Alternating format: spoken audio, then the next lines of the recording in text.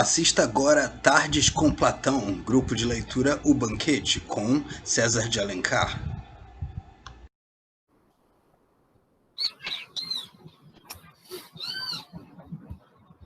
Boa tarde, Rafael. Boa tarde, querido. Tranquilo. Então, vamos lá. Então, boa tarde aí a todo mundo de novo. A gente vai começar nosso segundo encontro da leitura do Banquete do Platão. A ideia é que quem não tem algumas figuras novas aí, né, algumas pessoas que também não puderam estar presentes no primeiro, mas a ideia é a gente deixar disponível, né, gravado lá na nossa página, e aí quem tiver interesse lá de ver a introdução que a gente fez, é bem importante, né, principalmente para quem não é da área da filosofia, para quem não conhece muito da obra do Platão. Eu fiz uma espécie de introdução geral à obra do Platão, né, para favorecer ao tipo de leitura que a gente vai fazer, né. Naquela oportunidade do encontro passado, a gente deu mais ou menos umas orientações acerca de como a gente vai proceder, né, aqui no grupo. A ideia é a gente ler o texto bem devagar do Platão, isso por dois motivos, né? Primeiro, eu chamei, né, no encontro passado de uma leitura meditativa, tá? É uma leitura que é propriamente filosófica, no seguinte sentido, que ela exige que a gente gaste um certo tempo para poder entendê-lo, né? É aquilo que o Nietzsche chamava de regurgitar, né, o discurso. O que é esse regurgitar? É você remoer, é você ir e voltar nas palavras, a ponto de aquilo ali ser incorporado na sua vivência, né? O interesse de ler filosofia e de fazer filosofia, de um modo geral, não é passar batido nos textos, né? Por simples fato de ter um conhecimento de uma cultura filosófica, então de uma cultura geral, né? Mas de ter uma noção melhor acerca daquilo que a gente tem feito, né, em filosofia a partir de Platão, né, sobretudo a partir de Platão. O que está havendo aí? Está com problema, será? Vocês estão me ouvindo bem? Estão com o vídeo? Que pode ser da internet de vocês também. Como é que está aí? Tranquilo, né? Eu estou ouvindo o Ailton também de boa. Tem gente aí que estava reclamando do áudio do vídeo, né? Vamos ver aí. Se tiver algum outro problema durante a fala, vocês me interrompam, né? Para ficar bem claro, né? Como eu estava falando, então, essa introdução que a gente fez no encontro passado, para tentar mostrar o que seria essa leitura meditativa, é uma leitura propriamente filosófica, né? No sentido de a gente regurgitar o texto, né? De a gente rememorar e repensar sempre aquilo que o texto está nos apresentando. Mas tem um segundo ponto também, que é propriamente aquilo que a obra do Platão né? Ela é uma obra literária, né? Então, como obra literária, é interessantíssimo que a gente perceba como é que o Platão está construindo essa obra, né? Porque toda obra literária, ela tem um esquema, uma estrutura que está, em alguns casos ela está evidente, né? Ela está explícita, mas em outros a gente precisa percebê-la, né? A gente precisa compreendê-la, precisa absorvê-la melhor. E aí, como no caso do Platão, né, sobretudo por ele ser também um filósofo, a estrutura da obra literária é imprescindível para a gente, né? Muita gente passa batido nas formas de entender a estrutura literária da obra do Platão, mas o nosso interesse é exatamente intensificar esse tipo de importância, tá? Da estrutura literária, de como a obra do Platão ela é construída literariamente, propositalmente, né? Ele fez isso de propósito, como um interesse especial de nos convidar a filosofar, né? De nos inserir no mundo do Platão. Alguém tinha perguntado aí alguma coisa? Foi você, Ailton?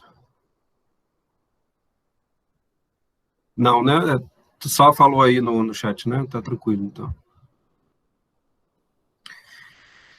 Tá legal? Então, o interesse nosso aqui é esse mesmo, né? A gente pode demorar um pouquinho para ler a obra, né? A gente poderia, na verdade, dividir uma semana para cada discurso do banquete, né? O banquete é construído com 6 discursos e mais o 7º, que é o discurso do Alcibiades. E aí a gente poderia fazer aí um encontro, um grupo de leitura de 7 semanas, né? E aí ler cada discurso, eu pediria para vocês lerem cada discurso uma semana, a gente debateria sobre isso e terminaria a obra aí provavelmente em dois meses, né? Mas a nossa intenção não é permitir que vocês conheçam só a obra do Platão, né? Essa obra que é o Banquete. A intenção é fazer com que a gente se insira no filosofar, né? Na leitura filosófica, no que é propriamente fazer uma leitura filosófica de um texto, à medida em que essa leitura é literária também, tá? Então, de algum modo, esse tipo de leitura, ela se torna uma espécie de crítica literária também, né? Nos inserindo no mecanismo que a crítica literária depois vai utilizar para poder fazer o estudo das obras, fazer a análise das personagens, fazer a análise do enredo e dos mecanismos que a obra utiliza para poder expor a sua ideia fundamental, né? Então, a ideia é que a gente se utilize desse tipo de leitura para poder entender o que o Platão está apresentando como filosofia, tá legal? Então, a gente leu aí, além de fazermos uma introdução, né, sobre a obra do Platão de um modo geral e o Banquete em especial, a gente chegou a ler aí, na minha edição aqui, né, a gente chegou a ler a primeira página, né, que vai de 172A até 173A, tá? Então, a gente vai continuar aí, mas a gente gastou bastante tempo na aula passada fazendo a introdução, que foi necessário exatamente para poder ambientar vocês a esse contexto. E mais ainda, esse iniciozinho do diálogo, ele está exatamente nos ambientando ao contexto que o Platão está querendo nos apresentar, né, que é propriamente o tal do simpósio, né? Banquete em grego se chama simpósium, tá? E simpósio literalmente é beber junto, né? Pósium é beber, sim é junto, né? Tem várias palavrinhas em português que a gente conservou essa partícula sim, né? Sinfonia, sintonia, né? Tudo que tem esse sim, né, inicial, ele dá essa ideia de acompanhamento, né, de estar junto a alguma coisa, tá? Então, simpósio é literalmente beber junto. E então o Platão está nos introduzindo ao ambiente em que ele nos quer convidar a beber junto com ele, tá? Beber junto em termos de alguma coisa que ele quer que a gente beba, né, que pode ser um vinho, né, e aí se vocês quiserem, eu estava falando do friozinho que está aqui em Macapá, né, então se vocês quiserem beber um vinhozinho, está valendo, mas pode ser café também, como eu acabei de beber, mas mais do que isso, né, tem uma coisa a mais aí que o Platão está querendo nos convidar a beber e que a gente vai descobrir depois exatamente o que é, tá? Tranquilo, Ellen, boa tarde. Não tem problema não, pode deixar. Com relação aos sons e aos vídeos, tá?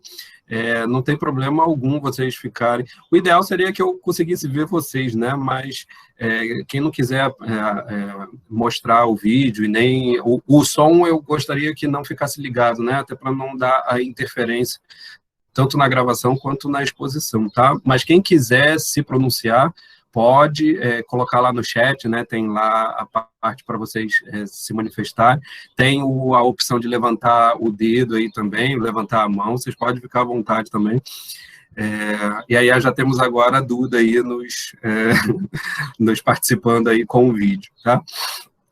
Tá legal, mas fiquem à vontade porque vocês não vão aparecer na gravação não, tá? Na gravação só aparece quem está falando no momento.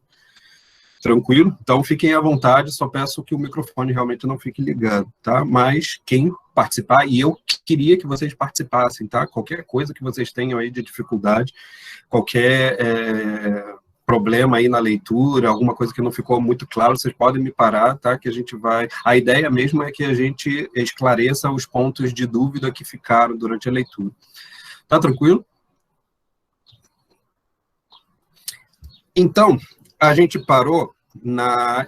Esse é um detalhe importante também, tá? Vocês devem ter reparado que tanto na página lá eu coloquei essa numeração, quanto vocês devem ter visto no PDF que a gente está utilizando, que tem, além da página dos livros, né, geralmente essas páginas que a gente usa, que é lá no finalzinho, no rodapé, vocês têm uma numeração aí ao lado, né? Para quem não está acostumado com essas edições de texto grego e tal, essas numerações, elas são das páginas das edições em grego que foram feitas, tá? Então, essa numeraçãozinha aí do lado, né, vocês devem ter visto aí 172A, ou então 173A, que é agora onde a gente vai começar, seria a partir dessa numeração é que a gente faz as referências ao que é falado dentro de uma obra escrita em filosofia antiga, tá? Sobretudo em filosofia grega. Essa numeração, ela se torna tradicional, tá? Ela se torna acadêmica, e aí, claro, se você quer citar uma passagem do Platão, por exemplo, no Banquete, né, vai utilizar isso para algum trabalho, alguma coisa, a numeração que você vai usar não é a da página da edição, né? Então, por exemplo, aqui na minha edição, que eu estou utilizando, deixa eu ver se vocês vão conseguir ver, tem a numeração aqui da página, né, que é a numeração do livro. Mas aqui tem a numeração, essa numeração que eu estou falando para vocês que tem do lado. Ó. Aí tem várias letrinhas, tá? E aqui em cima começa, né, o livro começa propriamente nessa numeração aqui. Então, veja, tem duas numerações. Essa numeração lateral que é a numeração, de fato, que vocês vão utilizar como referência, caso haja o interesse de fazer alguma referência a algum trecho, né, dessa obra, tá legal?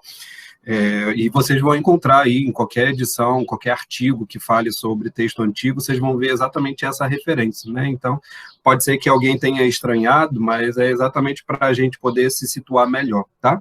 E então, a gente parou no encontro passado, nessa numeração, né, 173A, tá? E a gente vai voltar a ela aí agora, para vocês poderem acompanhar. O PDF está lá disponível, lá na página, tá? Eu não sei se o pessoal que entrou depois conseguiu acessar lá a página do blog, mas lá na página do blog tem tanto o link para o grupo, quanto o arquivo também, tá? Do Banquete. Seria importante que vocês conseguissem baixar o PDF do livro e acompanhassem, tá? A gente dá provavelmente aí na primeira folha, tá? Na primeira página mesmo. Mas a nossa página agora, que a gente vai começar, é a 173A, tá? Na verdade, a gente estava aí nessa referência, tá? Então, a gente vai voltar rapidamente, e uma coisa que eu gosto muito de fazer nesses grupos de leitura é uma espécie de recapitulação, né? De rememoração do que a gente já falou. Então, no encontro passado, a gente começou a ler o Apolodoro, apresentando uma espécie de resposta a alguém, então parece que ele está dialogando com alguém, e ele diz que ele consegue narrar aquilo que alguém está pedindo a ele, tá? Essa é a introdução inicial mesmo do Banquete, e a gente percebe que o Apolodoro está conversando com esse alguém, mostrando que ele consegue fazer uma coisa que ele já fez antes, tá? E o que ele já fez antes era exatamente conseguir narrar isso que estão pedindo a ele agora, tá? Tem uma coisa que a gente comentou no encontro passado, que é uma espécie de, vamos chamar assim, né, de uma confusão discursiva, até o que significa isso? Tem várias interconexões que o Platão está criando para poder trazer algum sentido para a gente, tá? Tem um significado, a gente talvez consiga falar um pouco de um deles hoje, mas a ideia é que essa interconexão de datas, de contextos, de personagens e de narrações, ela seja a porta de entrada para a gente para entendermos o Banquete, tá? Isso não é por acaso, a gente entende, costuma-se passar batido sobre esses detalhes, mas é interessantíssimo porque eles vão marcar o tipo de leitura que a gente precisa fazer do Banquete como um todo, tá? Então, essa introdução não é por acaso. E o Apolodoro faz essa narração rememorando uma cena anterior em que ele estava com o Glauco apresentando exatamente esses discursos, tá? E aí, nessa conversa com o Glauco, apareceu duas coisas que eu fiz questão de mencionar no encontro passado, que foi a noção de brincadeira, tá? A noção de jogo, né? De brincar, de fazer uma troça, né? De fazer uma zombaria. Ela já aparece lá no iniciozinho, com o verbo paidon, e depois vai aparecer lá embaixo. O Apolodoro faz outra brincadeirinha, de novo, mas aí ele faz uma brincadeira com o Glauco, tá? Primeiro, a brincadeira lá de cima, né, que é logo no iniciozinho do texto. Alguém fez essa brincadeira com o Apolodoro, e aí é como se o Apolodoro estivesse descontando no Glauco, tá? Então é como ele faz agora uma brincadeira com o Glauco lá no final da página. E essa brincadeira, eu fiz a menção de que o termo em grego, ele é próximo do termo em grego para criança, né? Deriva, na verdade, desse termo em grego para criança. Paidon vem de pais. Pais, em grego, é tanto criança, e aí essa segunda questão, né, que eu fiz questão de resgatar do encontro passado, da leitura passada, que foi a polissemia da noção de pais, tá? Pais, em grego, significa a criança, enquanto ser humano serviente, vamos dizer assim, dependente, e por extensão de significado, pais, ela significa também escravo, servo, tá? Aquele que faz alguma coisa que o outro está mandando, tá? Então tem essas duas noções, a noção de servo e a noção de criança nessa palavra. Então, paison, né, paidon, como brincadeira, é alguma coisa que as crianças fazem e que, de alguma forma, a gente pode entender como aquilo que é reservado aos servos, tá? Como reservado aos escravos. Tá? Guardem essas noções aí, que é mais para dar para vocês uma riqueza de significado. A gente não vai, essa é uma das coisas que a gente falou no encontro passado também, a gente não vai fechar uma interpretação, tá? Eu quero trazer o mínimo possível os estudos acadêmicos com relação a interpretações possíveis da passagem. Naturalmente, eu vou trazer para vocês, quando tiver possibilidades de várias interpretações, mas a ideia é que a gente não feche uma interpretação, tá? Mas que a gente abra essas interpretações exatamente para vocês se sentirem motivados a estudarem e pensarem por si mesmo que tipo de interpretação vocês gostariam de dar, tá? Mas a ideia é que, como uma obra literária, ela sugere muitas interpretações, e exatamente por sugerir muitas interpretações é que o Platão está construindo esse esquema narrativo, tá? Essa é uma das intenções platônicas, tá legal? Então, essa noção de pais, ela também é importante, porque além de referir-se à criança e a escravo, a servo, o pais, né, como referente ao menino, ao rapaz, ao garoto, ela traz a ideia do objeto do desejo sexual também. Tá? Dentro da Grécia Antiga, você tem aí a cultura homoerótica, né, a cultura do erotismo paiderástico, né, que eu falei na aula passada, pais, né, paiderastia, né, vocês já ouviram falar na pederastia? A pederastia tem exatamente esse papel de se orientar pelo objeto de desejo que é o pais, né, que é o garoto, é o rapaz, tá legal? Então, veja, é uma palavra polissêmica que traz aí 3 sentidos, que são importantíssimos para o Platão nesse momento do banquete, sobretudo com esse último significado, porque o banquete está falando sobre a temática do erotismo, tá? E eu falei no encontro passado que o foco central do banquete no Platão é apresentar a filosofia como uma erótica, tá? Uma erótica pedagógica, tá? Então, essa é a ideia que a gente vai utilizar aqui para guiar as nossas leituras, e vocês vão entender por que essas referências elas são importantes com o passar do tempo.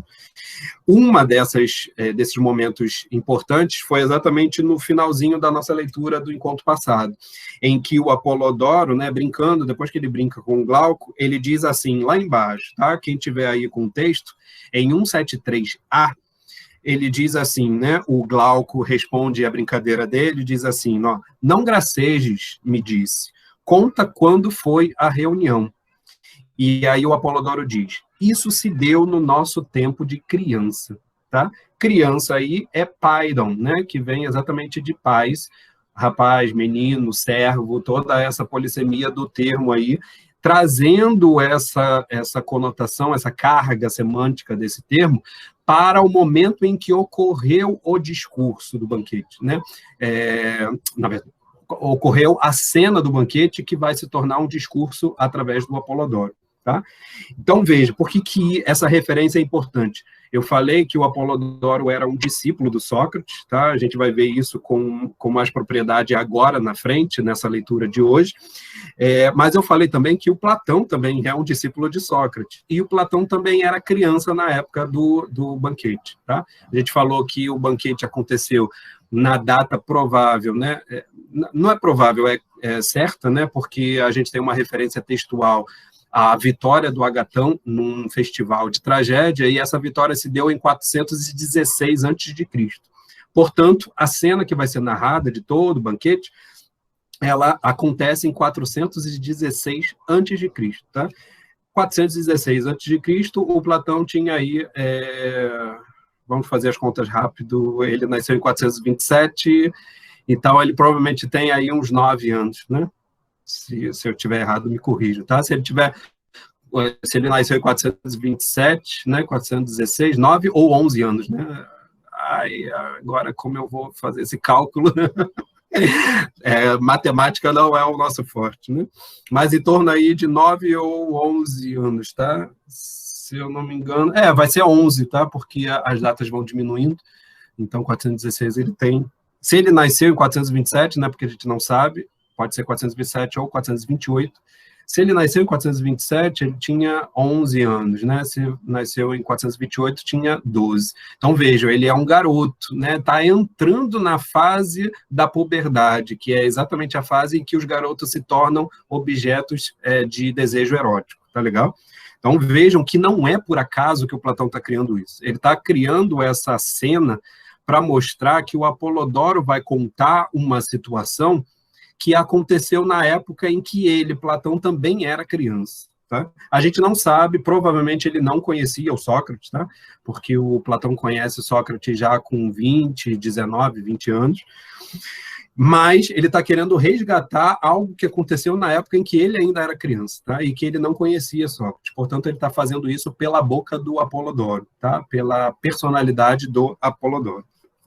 Então, vamos continuar a partir daí, tá tranquilo essa orientação inicial, tá? Nos próximos encontros, quem quiser fazer aí uma rememoração, tá? Eu vou só perguntar, não é obrigado, mas quem quiser fazer uma espécie de resgate aí do que a gente falou, pode se sentir à vontade, tá? De responder na próxima vez. Só falei dessa vez para a gente poder, para servir de modelo para vocês, né? Para vocês verem o que eu estou querendo dizer com rememoração. É só para trazer os pontos principais daquilo que a gente conseguiu ler, né, no último encontro, tá? Então, vamos começar daí, tá? Da resposta do Apolodoro. Então, complementando aí o parágrafo, né, em que o Apolodoro continua falando, ele diz assim, né, isso se deu no nosso tempo de criança, continuei, quando Agatão ganhou o prêmio com sua primeira tragédia, no dia seguinte, aquele em que celebrou com seus coreutas o sacrifício da vitória. Tá? Então, veja, tem aí, é isso que dá para a gente a data dramática de quando aconteceu o tal do simpósio. Tá? O simpósio aconteceu exatamente no ano de 416, logo após a vitória do Agatão no concurso de tragédias. É interessante isso, né? A gente não sei se vocês têm essa informação, mas as peças do teatro grego, elas competiam entre si, tá? Elas faziam as encenações, né? Os comediógrafos e os tragediógrafos, né? Você tinha esses dois gêneros de poesia, a tragédia e a comédia, e esses dois gêneros competiam entre si, né? Para ver qual era a melhor tragédia, qual era a melhor comédia. Né? Quem julgava isso era uma espécie de eleição de juízes, né? Que ficava ali bem próximos uma espécie de arquibancada. Não sei se vocês já viram uma imagem, né, do teatro, do que era o teatro grego, mas o palco ele era embaixo e as arquibancadas vinham subindo. tá? Então é bem diferente daquilo que a gente entende como teatro hoje, né? Porque o teatro, o palco é elevado e a plateia vem para trás, né? Para poder assistir a peça. Alguns teatros são projetados dessa forma antiga também, tá? É chamado de teatro de arena, né? No sentido de você ter uma espécie de arena mesmo, em que a arquibancada é onde os espectadores vão ficar meio que em volta do palco, que fica lá no centro, lá embaixo. Essa é a dinâmica estrutural do teatro grego, tá? E os juízes ficavam meio que nessa frente, né, para poder perceber toda a encenação do que era feita da peça, tá? Então, só para vocês terem essa noção, porque há algo muito próprio da cultura grega, que é a cultura do agon, tá? Agon é uma palavra em grego que significa combate, que significa disputa,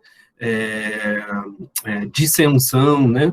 Mas não no sentido erístico do termo, né? Eris é uma deusa grega na mitologia, que é a chamada deusa da discórdia, né? Vocês já ouviram falar na famosa Guerra de Troia, e a famosa Guerra de Troia foi, em primeira instância, ela foi causada pela Ares, né?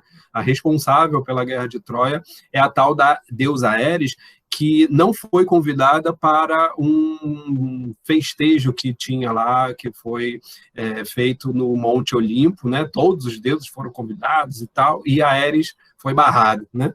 Foi barrada por quê? Porque os deuses não queriam discórdia, né? Eles queriam um momento de festejar. Mas olha que coisa, né? A Ares, que é a deusa da discórdia, não foi convidada, e ela criou a maior das discórdias que o mundo grego já viu.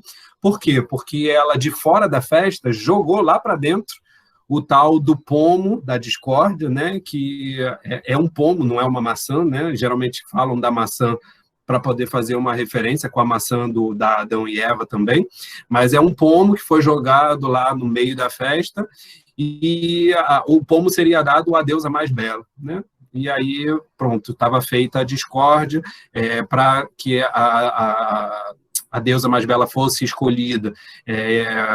Zeus jogou a responsabilidade para um mortal, as três foram procurar um mortal, encontraram o mortal Paris, né? Cada uma ofereceu uma coisa, a Afrodite ofereceu o amor da mulher mais bela do universo, né? E o Paris escolheu exatamente a Afrodite como a mais bela.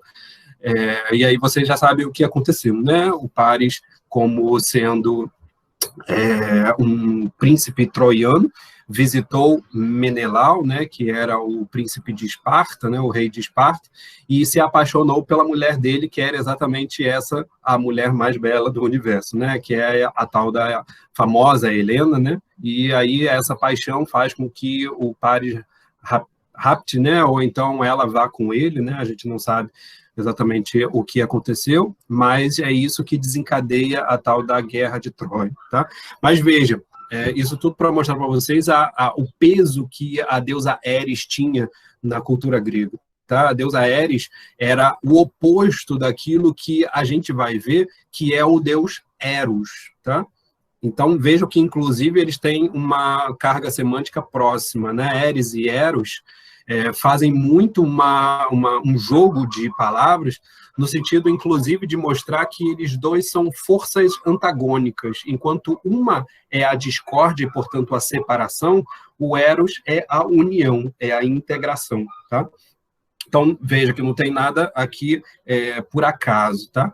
Então, essa Ares, que era a deusa da disputa, era uma das formas, né, que o grego podia entender aquilo que eles gostavam muito, que eram os combates, que eram as disputas, que eram as competições, tá? Tanto é que eles são os criadores das Olimpíadas, todas essas instâncias, né, instituições políticas e sociais que eles criam, todas elas são permeadas pelo combate, né? Você tem a democracia, que é o combate de opiniões diferentes, você tem os tribunais que eles instituem, que é o combate pela versão sobre o que aconteceu, você tem o teatro, né, que é uma criação dos gregos, e o teatro é o combate pela melhor peça que foi encenada, enfim, todas elas são permeadas por uma espécie de disputa, só que é uma disputa de agon, né? Então, agon é um termo muito mais amplo do que necessariamente Eris. Eris é uma espécie de disputa desintegrativa, tá? Ela tem o interesse mesmo de criar uma discórdia através da disputa, quando, na realidade, o espírito grego fazia, por meio da disputa, a sua fraternidade, né? A sua fraternização. Tá? A fraternidade do espírito grego se dava exatamente na busca pela situação do melhor. Tá?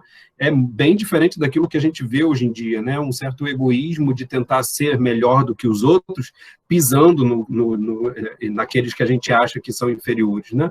Quando, na verdade, o grego queria que os outros fossem tão melhores que ele, exatamente para que houvesse essa disputa, né? É muito pequeno você querer disputar com quem não é bom, né? Com quem não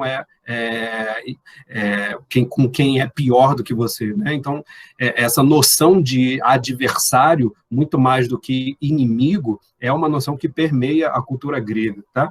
Então, para vocês terem uma ideia do tipo de situação em que a gente está inserido aqui, porque o banquete ele é fruto da vitória do Agatão, né? O Agatão é um poeta trágico e ele ganhou o concurso exatamente por oferecer uma das melhores tragédias daquele ano, tá? Do ano de 416, portanto.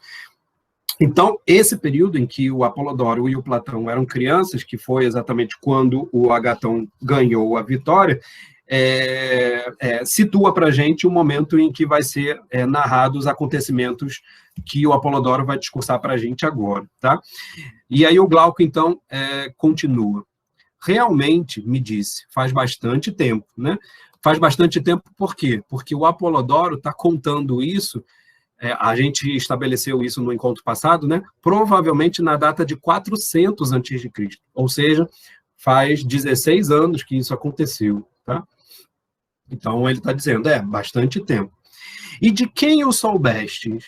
O Glauco pergunta ao Apolodoro, né? De quem você soube isso que aconteceu, já que você era uma criança, né? Do próprio Sócrates? Aí o Apolodoro diz, não, por Zeus, lhe respondi, da mesma pessoa que deu aquelas informações a Fênix, né? Então, veja, o Glauco, ele chama o Apolodoro, dizendo que ele ouviu de Fênix o que aconteceu no discurso, mas o Fênix não sabia muito bem. E aí ele pede para que alguém, para que ele procure alguém que sabia mais, e, sobretudo, um deles era o Apolodoro. Tá? E aí o Apolodoro está dizendo que soube exatamente por aquela pessoa que também contou para o Fênix, né? E essa pessoa era um certo Aristodemo, tá? Então ele continua aí, ó. Um certo Aristodemo de Citateneu, né? Essa é a cidade, Citateneu, sujeito baixinho que sempre andava descalço. Então, olha aí, mais uma figura que é visivelmente socrática, tá? Você já tem aí a figura do Apolodoro, eu falei isso no encontro passado, que o Apolodoro ele imitava o Sócrates, inclusive na forma de vestir, e aí falei um pouquinho sobre qual era essa fisionomia do Sócrates, tá? O Sócrates era meio careca aqui na frente, barrigudo, com um rosto muito feio, e andava sempre com roupas, a mesma roupa, né? Portanto as roupas ficavam velhas, e descalço. Essa é a imagem que geralmente se constrói do Sócrates enquanto pessoa.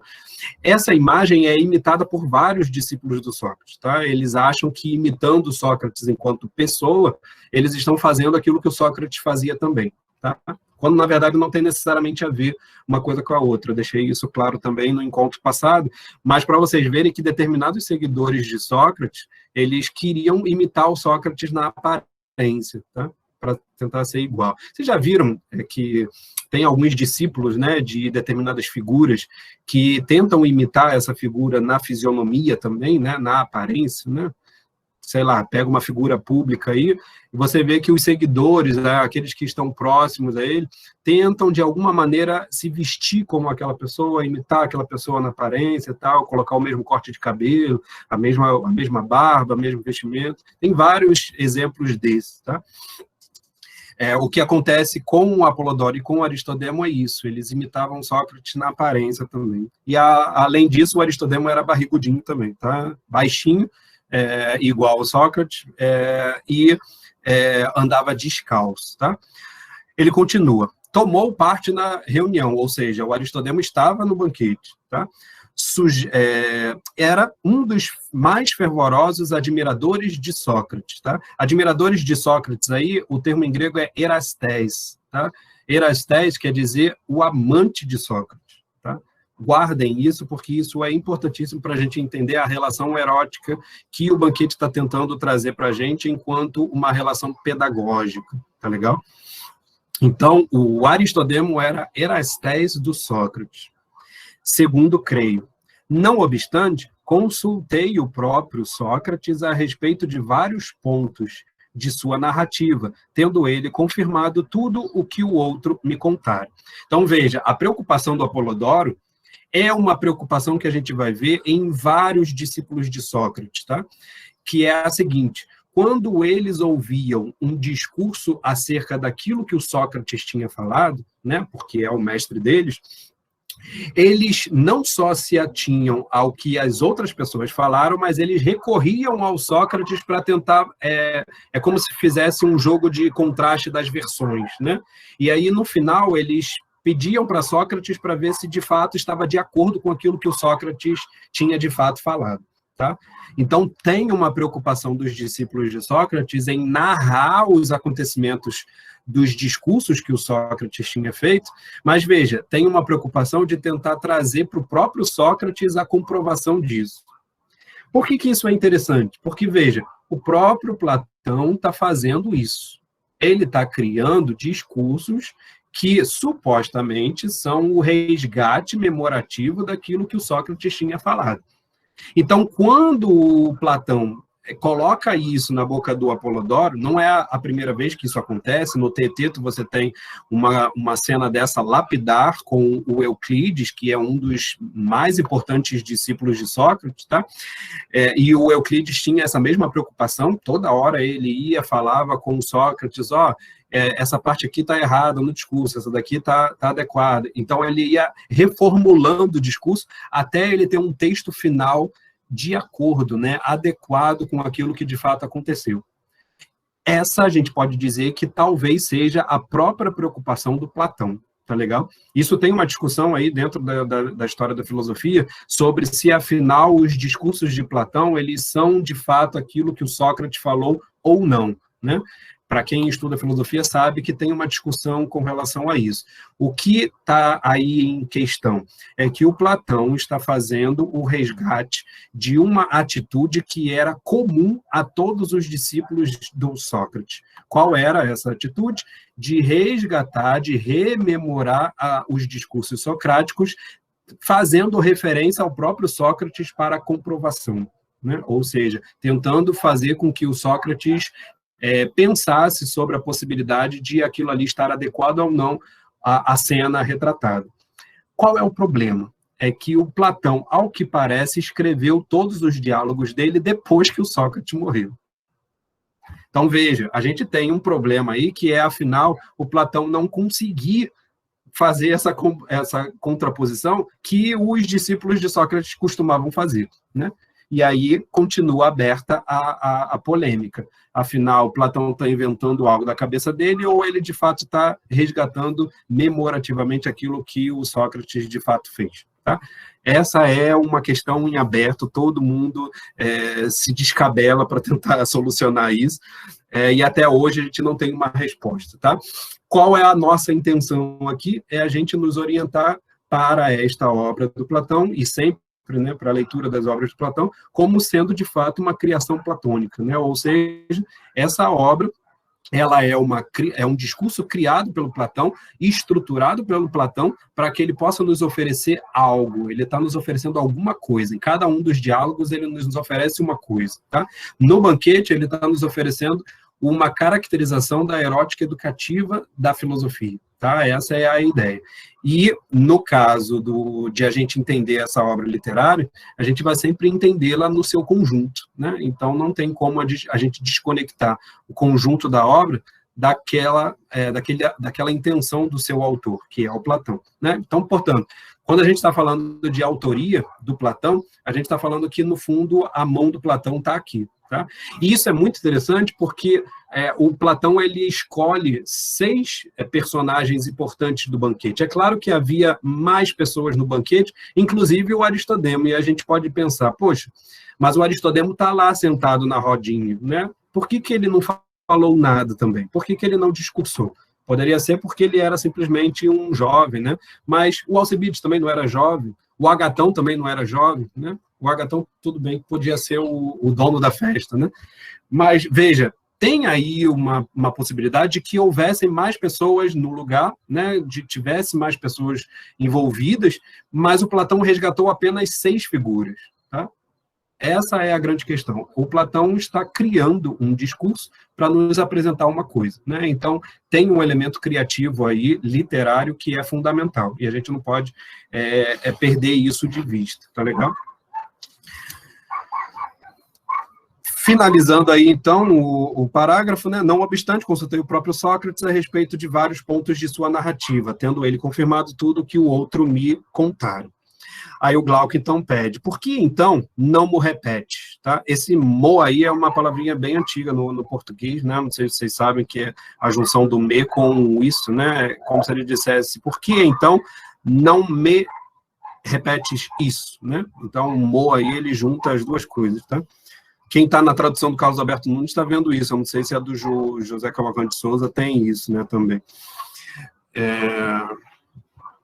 O caminho daqui para a cidade parece feito para falarem e ouvirem os que o percorrem, tá? Isso é bem interessante, tá? Porque, claro, você não tinha televisão naquela época, não tinha toda essa estrutura tecnológica que a gente tinha, e eles não tinham muita atividade, tá? Então, geralmente, quando se fazia isso, sobretudo o pessoal dedicado à filosofia e ao saber, né? Geralmente, quando se tinha que fazer um trajeto longo em companhia de alguém, e tinha interesses filosóficos, esse alguém, eles costumavam fazer essa caminhada filosofando, tá? Por que isso é muito importante? Porque os aristotélicos, né, os discípulos de Aristóteles, vão ficar conhecidos como peripatéticos.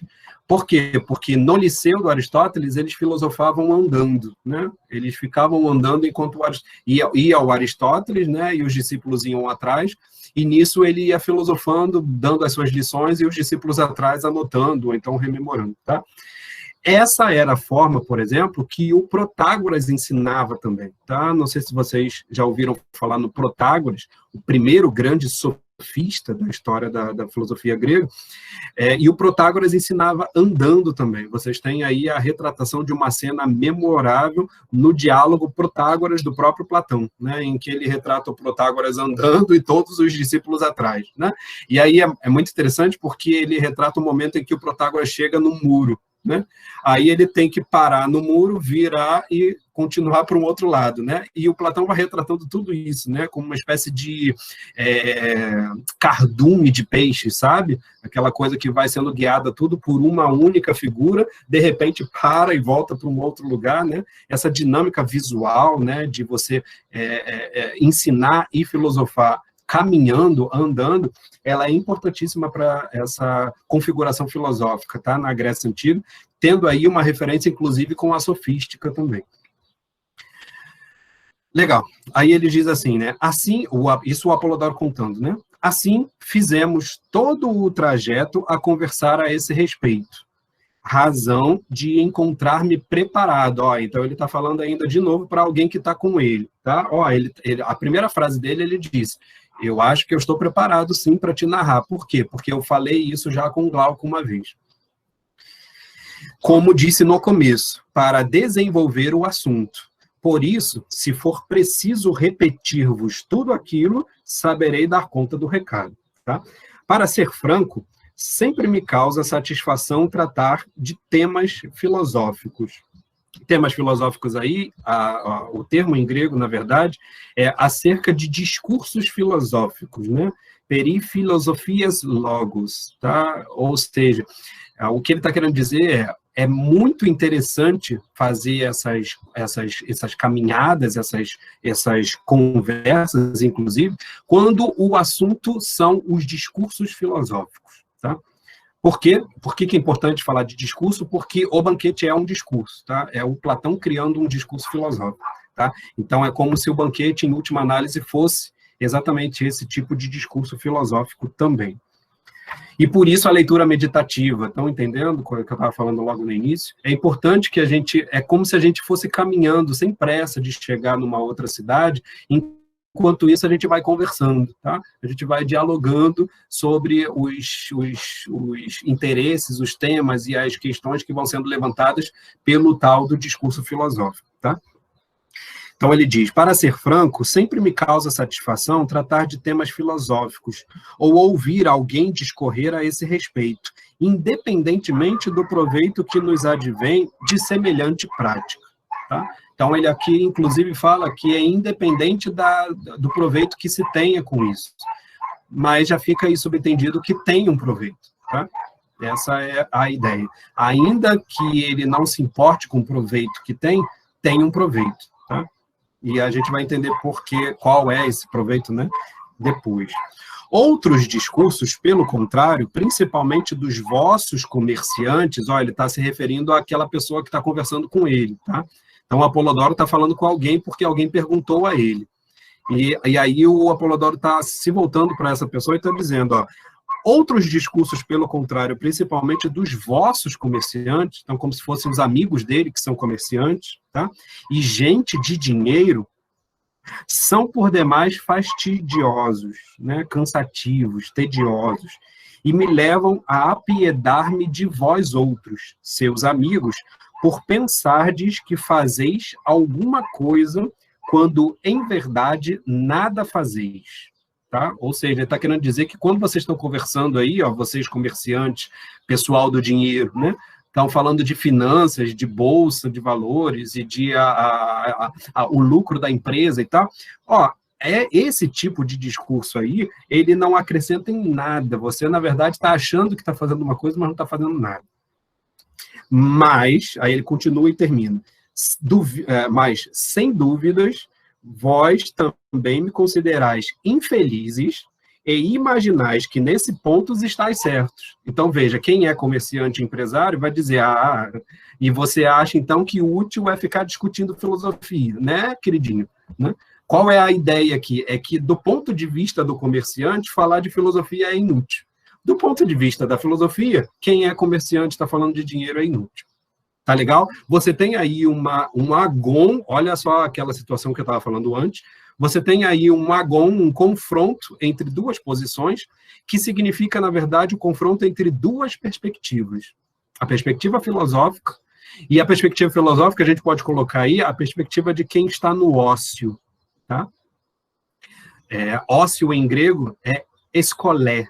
Tá? Escolé é a palavrinha que vai dar a nossa escola. Tá? Então, escola é o lugar propriamente do ócio. E aí, ócio, hoje em dia, se chama de ócio criativo, né? Para poder diferenciar do lazer. Lazer seria o recreativo, né? E não necessariamente o criativo. Mas, enfim, a grande questão é que o ócio, para o grego, é aquele tempo livre, né? Em última análise, é o tempo que eu não estou trabalhando ou me dedicando às tarefas da cidade. Esse tempo livre eu gasto com o quê? Os comerciantes vão dizer, eu gasto conversando sobre finanças. O filósofo vai dizer, não, eu gasto filosofando. E isso é muito melhor. Tá legal? E aí, claro, você tem a postura do filósofo como ócio, em contraposição à postura dos negociantes, que é a postura do negócio. Tá?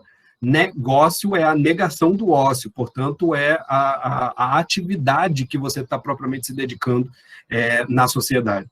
Então, veja, são duas perspectivas aí que insere o momento em que a filosofia vai se situar socialmente. Ela se situa em oposição ao tipo de discurso interessado numa utilidade financeira, tá? Numa utilidade bem imediata. A filosofia não se situa em vista disso, ela se situa em vista não do negócio, portanto, mas em vista do ócio, ou seja, de gastar o meu tempo livre me dedicando aos temas filosóficos, tá? Isso, da perspectiva de quem vê a utilidade, parece inútil, né? Quem pensa na utilidade em termos materiais, né, em termos de ganhar a vida, vamos dizer assim, né, ou como se diz hoje em dia, parece inútil se dedicar à filosofia. Mas veja, o Apolodoro já tinha indicado que existe um ganho fundamental em a gente se dedicar aos temas filosóficos, aos discursos filosóficos. E é esse ganho que está propriamente representado na tal situação do banquete, na tal situação que vai ser retratada pelo Apolodoro, tá? Então, o Apolodoro fecha aí dizendo o seguinte, ó, a diferença é que, do meu lado, eu não imagino apenas, eu tenho certeza. Olha que interessante, né? Ó, do lado do comerciante, eles podem imaginar que o meu dedicar-se à filosofia é meio fútil, né? É meio inútil. Eles imaginam. Só que, do meu lado, quando eu falo deles, eu tenho certeza. Eu tenho certeza que o que eles fazem é inútil. Eu tenho certeza que o que eles fazem é infrutífero, né? Ou não importante, tão importante quanto aquilo que nós estamos fazendo. Tá legal? Então, sintam-se privilegiados, que nós temos 1 horinha aí por semana para fazermos o ócio criativo que o Sócrates o Apolodoro, né, está indicando aqui, baseado no que o Sócrates pensa, sobre o que é, de fato, o mais valoroso, tá? E agora entra em cena a tal figura que o Apolodoro está conversando, tá? Ela é colocada aí como simplesmente o companheiro, mas em grego a palavrinha é etairos, tá? Que vai dar o etaira, né? Que eram as acompanhantes, famosas acompanhantes gregas, tá? O etairos, né? Que é a palavra para dizer um companheiro, um discípulo, um seguidor, tá? Ela correspondia a um certo grupo fechado, né? Aos participantes de um certo grupo fechado, tá? Isso vai ser marcado na Grécia Antiga, porque a Grécia tinha vários grupos, o que a gente chamaria hoje de sociedades secretas, tá? Que são grupos fechados que maquinam atitudes políticas, intenções políticas de ação política, escusas, né? Porque não são colocadas às claras, né? Então, você teria aí, tem uma parte da democracia, sobretudo no finalzinho da guerra, né? Em 404 a.C., que quando Atenas perde a guerra, Esparta toma o poder exatamente para poder impedir que os grupos de etairos, né, de companheiros democráticos, eles consigam realizar os seus feitos. E os democráticos vão acusar esses que subiram ao poder, né, que são os espartanos, dominando Atenas, eles vão dizer que tem vários grupos atenienses de etairos, né, que estão colaborando para Esparta, né? Então é como se fosse assim, tem um jogo interno dentro de Atenas que está favorecendo que outra sociedade tome o poder aqui na cidade de Atenas, né? E esses grupos seriam solidários aos espartanos. Isso é importante porque o grupo socrático vai ser marcado como sendo um grupo pró-espartano, tá? Pró-lacedemônio, é outro nome para Esparta, tá?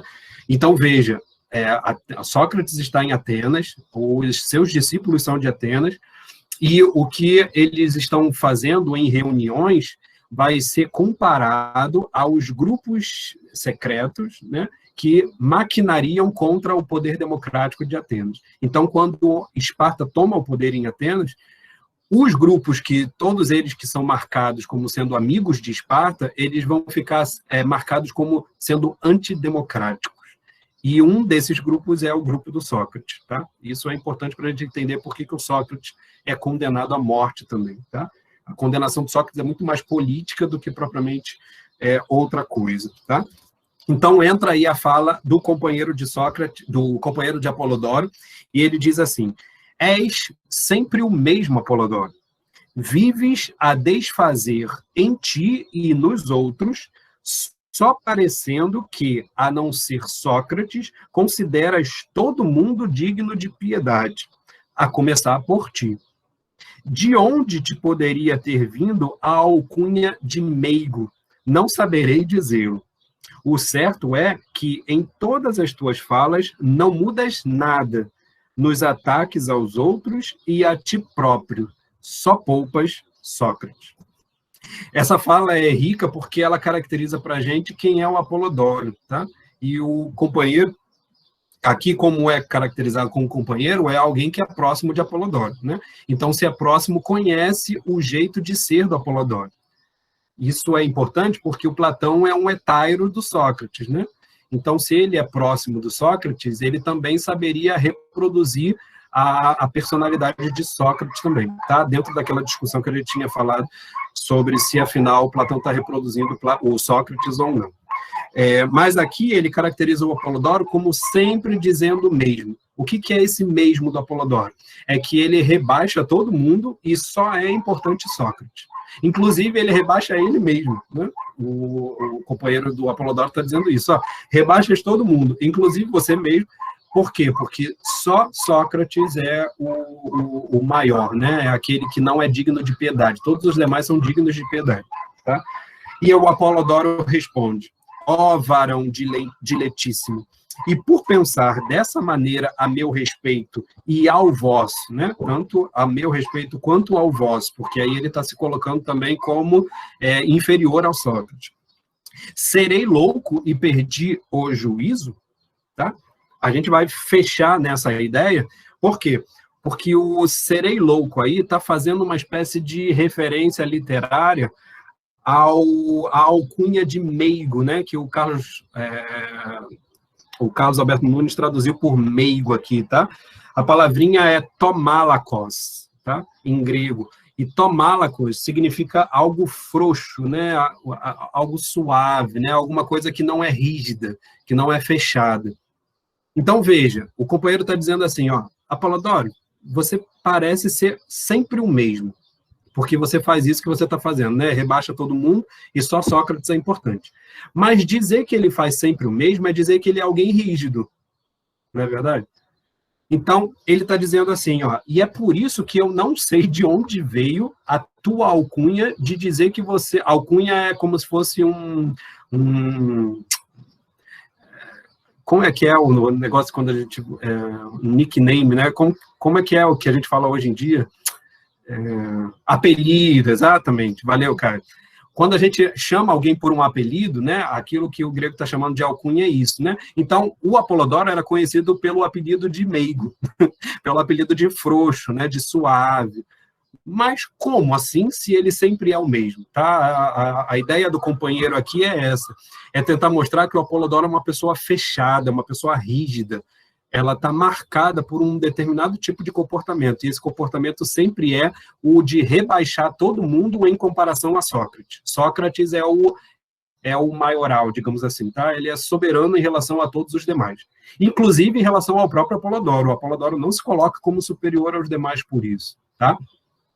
Mas por que eu falei que essa noção é interessante? Porque Malakos, ela faz uma referência semântica ao outro termo que vai aparecer lá embaixo quando o Apolodoro diz assim, você acha que eu estou louco e perdi o juízo? Que é o mainomai, tá? Mainomai, que dá o mania em grego, mania é loucura, tá? Daí vem o nosso mania, mas o nosso mania perdeu muita coisa, tá? Vê que o nosso termo mania, ele parece uma coisa de alguém que sempre repete uma coisa, né? E uma coisa que não é consciente. Então, você tem mania de fazer uma coisa, parece que você tem sempre está repetindo uma coisa que você faz automaticamente, né? Espontaneamente, tá? Os psicólogos aqui de presentes poderiam dizer inconscientemente, tá? Então, aquilo incorporou em você de tal modo que você faz aquilo inconscientemente. Mas o mania, a carga semântica dele original, é a que se refere à loucura, tá? Ao modo como o grego entendia a loucura. E aí os psicólogos também devem conhecer isso bem, quando o Foucault vai apresentar no livro A História da Loucura, o modo como os gregos entendiam a loucura em referência ao modo como nós entendemos a loucura na sociedade moderna. Tá? Por quê? Porque para o grego a mania, a loucura, era algo divino. Tá? Era uma experiência de um ser individual com o transcendente, com uma coisa que era inexplicável, portanto, com um mistério, tá? A palavra mistério também tem a ver aí com a mania, né? Com aquilo que é fruto da mania, tá?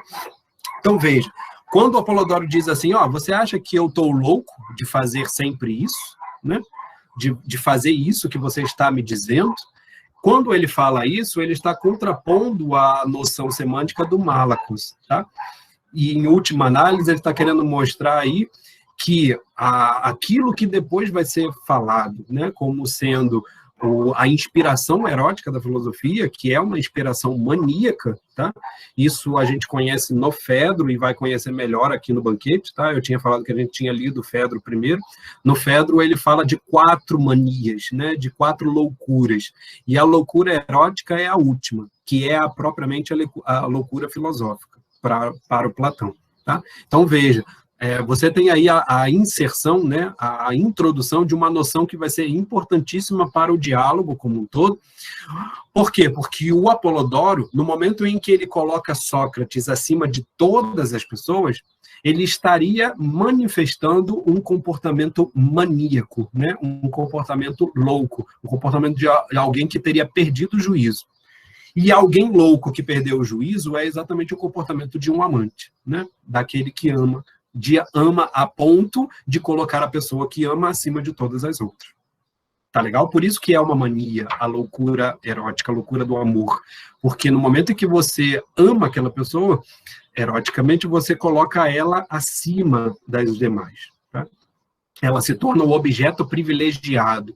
E o companheiro de Apolodoro está dizendo exatamente isso. Ó, parece que você está, de certa forma, colocando aí Sócrates como um objeto acima de todos os outros. É isso mesmo que você está fazendo?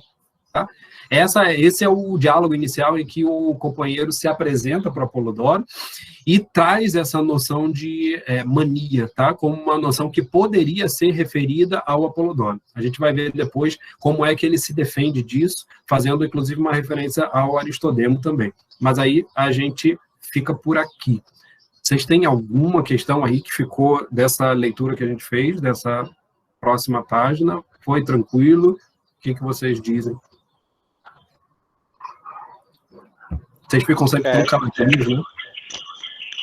Foi tranquilo, Jânio? Diga aí. Eu achei muito interessante você trazer os termos gregos. Fica muito mais simples e muito mais fácil de entendermos o que o autor tenta expressar. Isso que é o bom, né? Até porque, como eu estava falando no primeiro encontro, né, a gente está lendo um texto que é grego, né, não é português, né? Então, o texto em português que a gente está lendo é uma tradução. Então, não só uma introdução cultural, ela é importante, mas também algum recurso ao texto original também é importante. Eu não sou um dominador do grego, tá? Mas eu conheço o suficiente para poder saber articular a língua grega com o português, né? Então, eu vou sempre trazer, na medida do possível, aquilo que tiver de mais interessante, assim, para a gente poder esclarecer melhor a língua portuguesa, né? Ou, pelo menos, aquilo que o tradutor está querendo indicar com a tradução que ele escolheu. Tá legal? Então, sempre esse recurso à língua grega é interessante, até porque tem muita palavra no português que a gente utiliza dessas palavras em grego, né? Como eu estava falando de várias delas, por exemplo, com a partícula sim, né? Sintonia, sinfonia, que vem que tem aí o simpósio também como referência. Né? Então, é importante porque a gente vai também acostumando. Eu falei que essas leituras elas vão desenvolver 2 coisas na gente, né? Além de outras, né? Mas em relação à leitura propriamente dita. É que ela, primeiro, vai desenvolver para a gente uma consciência literária, né? Uma proximidade com o discurso. Né? Esse é um dos objetivos das nossas leituras aqui, né? Acostumar vocês aos recursos que um discurso tem. Não só para vocês lerem melhor, mas para vocês escreverem melhor também. E o segundo ganho que a gente tem é aproximar vocês com esse intercurso entre as línguas, né? Para vocês perceberem como é que a nossa língua portuguesa ela deriva em muitos aspectos daquilo que os gregos colocaram como conceito, tá? Então, é sempre rico, né? É sempre muito rico essa meditação literária, porque a gente vai se acostumando tanto ao texto quanto também à etimologia das palavras, né? Ao significado das palavras, enfim. E isso é do nosso interesse mesmo, sempre fazer esse resgate, tá? Mais alguém? Tem algum trecho aí que não ficou claro? Foi de boa? Tranquilo, Duda? É a única aí que eu estou vendo. Beleza, gente. Então, a gente se encontra na semana que vem, e aí a gente lê mais um pouquinho, principalmente porque agora vai entrar o Sócrates em cena, né? No próximo, eu pensei que a gente ia conseguir ver hoje, mas vai ficar para a semana que vem a entrada em cena dessa personagem, que é a personagem, de fato, principal do banquete, que é a personagem do Sócrates, tá? Então, a gente vai ver isso no próximo encontro. E aí, Ellen, o que você achou, né? A Ellen colocou aí no comentário que ela é de outra área, né? E está lendo um texto completamente diferente da área dela. O que está sendo interessante assim para você? Pode escrever, não precisa falar não, porque você está aí enrolado. Mas é interessante essa apreensão, né? Esse contato de outras áreas com a filosofia, né? Essa é uma das motivações desse projeto de extensão também, né? A gente mostrar do que a filosofia é feita, né? A filosofia não é feita só de vida acadêmica, ela tem uma outra cara, né? Que pode ser muito mais interessante para outras áreas também. Tá? Que bom que você está pegando aí, então, Ellen. Eu espero que vocês... Aos poucos, eu acho que vocês vão se acostumar, né, com o meu jeito também, e tudo. Tem gente que não me conhece ainda, está conhecendo agora, mas eu espero que esse processo, né, de ler, explicar, introduzir, comentar algo da cultura grega, isso tudo tenha ficado claro para vocês, que vai ser mais ou menos o nosso mecanismo mesmo, né? Eu sempre procuro a oportunidade no texto para poder fazer a referência a alguma coisa cultural, algum traço mitológico, alguma história, articular isso com Platão, com outras figuras, tá? Para que vocês tenham uma riqueza na leitura, né? Muito mais do que propriamente compreender o que está sendo lido, mas que vocês possam se introduzir mesmo a esse mundo cultural que é não só o mundo grego, mas também a filosofia grega, tá? A explicação sobre negócio está até agora comigo. Sim, isso é fundamental para o grego, tá? Quem vai dizer isso mais claramente é o Aristóteles. O Aristóteles, na Metafísica, ele vai dizer o seguinte, que a filosofia não surge enquanto os homens não tiveram tempo livre, né? Ou seja, só no momento em que a sociedade teve a possibilidade de determinados homens não trabalharem, ou pelo menos terem a sua capacidade de trabalho reduzida, né, a sua tarefa de trabalho reduzida, é que esses homens, com o tempo livre, começaram a pensar em outras coisas, né? E essas outras coisas dizem respeito exatamente a essas noções que a gente toma como noções existenciais, né? Quem sou eu? De onde vim? Para onde vou? Né? Todas essas questões mais profundas do ser humano, diz o Aristóteles, elas se originam exatamente quando a gente tem o ócio, né? Escolé em grego. Tá? Então, a negação do ócio, né, é aquilo que é a nossa vida cotidiana. Né? A gente está envolvido aí a todo momento em atividades que nos sugam, né, que nos tomam. Então, o momento meditativo, ele tem que ser um momento de ócio mesmo. Tá? Não no sentido de não fazer nada, mas é aplicar o tempo a exatamente fazermos o que nos for melhor, né? Sim, pois é, porque aí o trabalho acaba adoecendo mesmo, né? Se a gente não tiver essas pausas, a gente acaba adoecendo nesse ritmo frenético, né? A pandemia trouxe um outro ritmo também, né? E aí a gente está aí envolvido numa outra dinâmica de tentar dar conta de uma outra dinâmica de trabalho em casa, de atividades em casa, às vezes sem sair, sem poder sair direito. Então tem todo um outro ritmo que a sugestão desses encontros é exatamente fazer um momento meditativo mesmo para a gente parar um pouco, tentar concentrar as nossas energias para entender alguma coisa que vai nos trazer algum proveito, né? E eu tenho certeza que vai trazer. Então, estava tendo dificuldade com a leitura, o Danilo está falando aí, como eles falam é confuso às vezes, porque eles falam em segunda pessoa, né? Tem muitas palavras antigas também, e o Carlos Alberto Nunes está aí, ele traduziu isso aí na metade do século XX, né? Então tinha todo um rebuscamento do português, né? Que hoje em dia a gente quase não usa mais. Então, algumas traduções mais contemporâneas, né, talvez não utilizem muitas das palavras que ele vai utilizar, né?